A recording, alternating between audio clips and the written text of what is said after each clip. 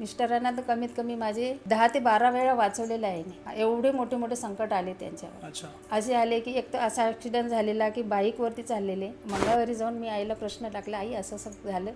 तर आईने कुंकू दिलं, रात्री कुंकू लावलं, दुसऱ्या दिवशी 3 दिवसात प्लेन झालं, काहीच नाही. आणि मी किचनमध्ये जाऊन बाहेर बघते तर एकदम त्यांना हे झालं, पॅरालिसिस झाला. तर त्या आयसीयूमध्ये ॲडमिट करून घाबरून त्यांना मग परत अटॅक आला. आईने तिथेच त्यांना व्यवस्थित केलं, पण परत त्यांना अटॅक आला. रात्रीचे 10 वाजता खाली मुलांनी कुंकू टाकून थोडंसं मालिश केली आणि बाहेर हॉलमध्ये माझी मुलं वगैरे सगळे बसलेली टेन्शनमध्ये की आता काय करायचं पप्पा.